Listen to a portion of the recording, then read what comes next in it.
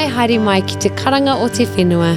I'm Jade Gibson, and today we're with Theresa Thornton, trustee, environmentalist, and kaitiaki from the heart of Raupunga on the east coast. This is a story about whenua, wai, and whānau, and what it means to fight for all three at once. Theresa lives in a small township called Raupunga in the heart of Ngāti Pāhauwera. When she came home, the land her family had poured their lives into looked nothing like it once had.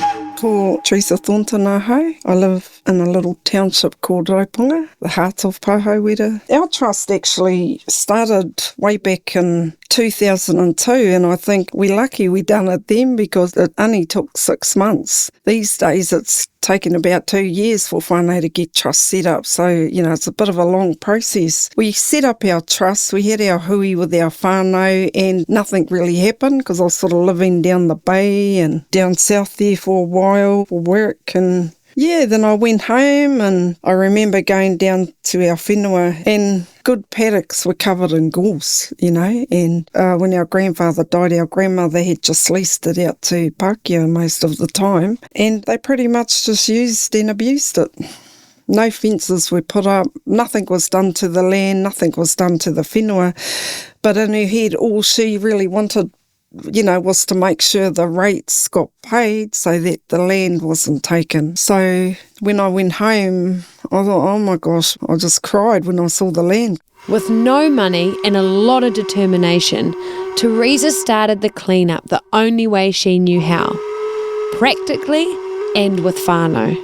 Getting someone onto the land, I found a contractor who was doing corn at the time. I just got straight into it, really. We had no money, might have been a couple of $1,000 or something. So we asked the contractor in town in Wai Wha if they could come back and start cropping our land. And it wasn't about the cropping, because I know my grandmother didn't want corn because corn took a lot out of your land. But we had to put corn on the land to start getting the pūtea from it. And also it was cleaning it up. So what we did do, I just got on Trade Me, bought all these posts, because we had to get these boundary fences put up to keep pigs, wild pigs running around and deer and what have you. It kept all these animals out from the corn, and that's exactly what we did. I asked the farmer if he could go and pick all these posts up I just bought off Trade Me at about $2 a post. And then we just got to work. Every weekend we just had big working bees. That was all of us, all our whānau, and we got these fences up. And we were able to start the first part, which was clearing all that scrub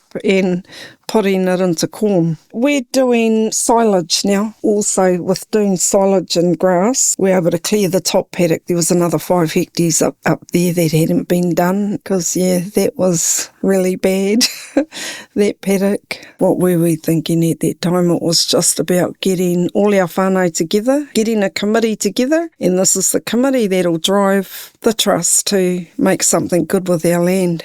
The land was being worked again, but Theresa had bigger ambitions. She wanted whānau living on it, not just farming it. Way back in 2016, I met Paul Sheeran. He sort of was, at that time, doing a lot of papakāinga housing. And I thought, I want to try get on this waka. So I met up with Paul and we put in an application and nothing happened, nothing happened. And I thought, oh my gosh, there were just papakāinga after papakāinga going up down the bay, and yet it wasn't coming out up our way. No one had papakāinga housing in the East Coast practically. So I was at a hui one day and George Mackey was there, so he's the CEO of Hawke's Bay TPK branch. And I said, hey, you fellas are pumping out these papakāinga down there. We want it happening up our way. So he just got on the phone, and just like that, the next day we got a call to say, well, let's talk. We were quite excited. Then we just started the process, got into feasibility first, checking out the land. Our land was pretty good. We were approved. So, it was awesome. We were the first papakāinga on the East Coast at that time. The papakāinga had 4 homes. Finally, whānau were back on their whenua. So we got 4 whare on our papakāinga. One of the whānau were able to purchase their home, and the other 3 we use as rentals. They're owned by the trust. At that time, my nephew and his partner and their children were living in the sharing quarters in the Raupunga, Kahanunu, so they were able to get one of these homes. Had another niece and her partner and 8 kids, so they were able to move into one of the homes. A couple of our nannies with their mokopuna, and my sister and her whānau. It's been amazing to be able to live on the whenua for our whānau, because we've built a big 4-bay shed back there, so we can wānanga, run kaioranga, maunga kai. We're able to do it there. But Theresa's vision for the whenua has always gone beyond farming and housing. She's one of the founders of an environment committee that brings together multiple hapu across the rohe. I'm part of the Ngāti Kaka recovery, and it's about recovering our Pāhauwera tonga species, because it is a plant on the brinks of extinction at the moment. So we're growing Ngāti Kaka there as well. The first thing we did on our whenua was fence off our waterway. It was sort of a series of springs, but it always had beautiful water. It's always been the water supply for our whānau. Water's another huge subject of mine, because we fought for many years to get water to our community. For over a decade, Theresa has been fighting through red tape to get clean water to her people. And it was a walk in the bush that crystallised exactly what was wrong. Te Huki marae always looked after the water supply for Raupunga. That was our parents and grandparents who were trustees of the marae, and before Pāhauwera had their claim was our marae. They'd done everything. So when the railways come in to build the viaduct at home, they put this big weir up there, and it was to run the water from up there down to our community for the steam trains at that time. So when they finished building the viaduct, they left it for the community. Things started because we wanted to replace the pipe. From replacing that pipe, it just went into 10 years of fighting to get funding to help us get our water going again. All this red tape that you have to go through, it was just crazy. We started off wanting a $30,000 worth of piping to $1 million water system. That's how much we ended up needing. Hawke's Bay DHB were giving out funding for water systems at that time, small community water supplies. And I remember on one of our dock walks, hikoi out into the bush, we were up at Opuahi Lake. It's a reserve, predator-proof fence, and one of the guys starts showing us his water system there. And I'm thinking, where did you get the funding for this? It was a beautiful water system, and it was drinking water for tourists. I was so bloody angry. He's this tourist place, getting this flash water supply through the DHB. Well, what about us? It just really didn't go down well with me at all.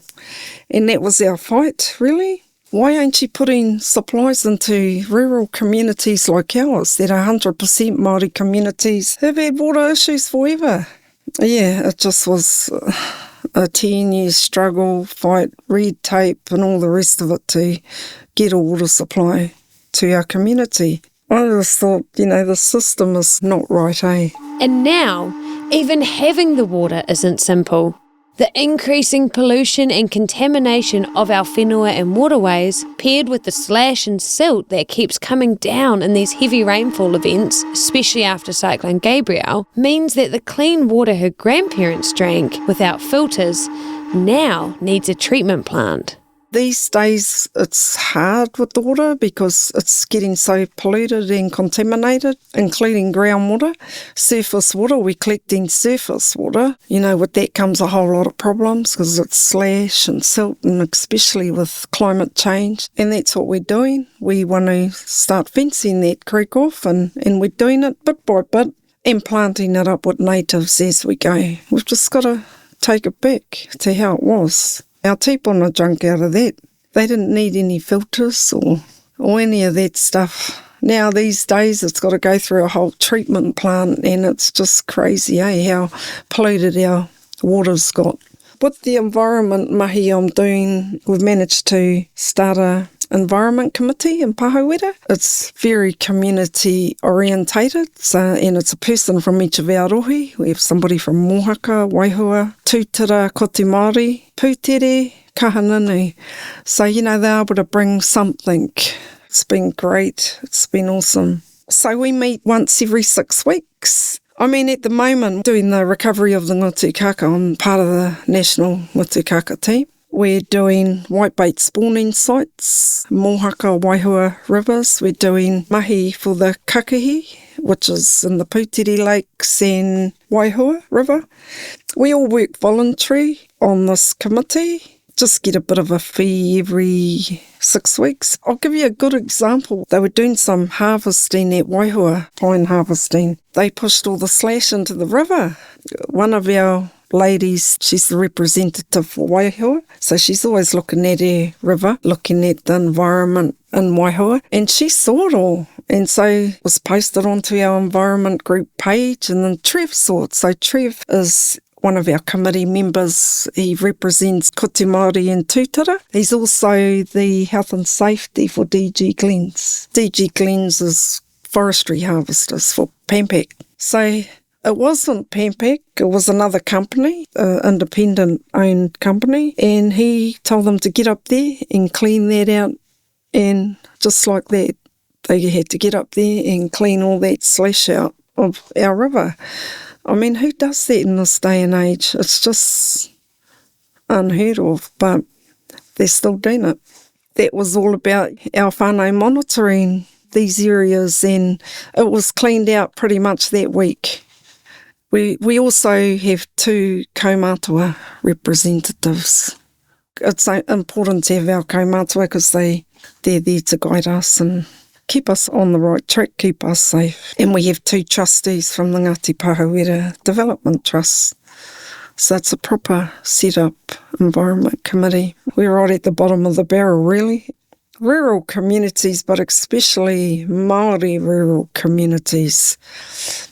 Yeah, we have to work really hard to get help. What we are trying to do is do a big push towards getting our whānau to vote, because I know a lot of our whānau don't vote and they need to vote. I think we're a pretty resilient community. Cyclone Gabrielle was a great example. We were cut off from everyone, but we just all met at the marae. We just put a plan in place and the boys got the roads open. Our farming boys. We had one of the whānau that's on QRS, and he got the grader out and he opened the road that way. I think the biggest worry for us was going into Wairoa at that time. It was just really horrific. Huge silt mountains, and they just cut a track so you could drive through, and Wairoa was just chaos. Food was running out and there were no way of getting trucks into Wairoa, so that was a big concern.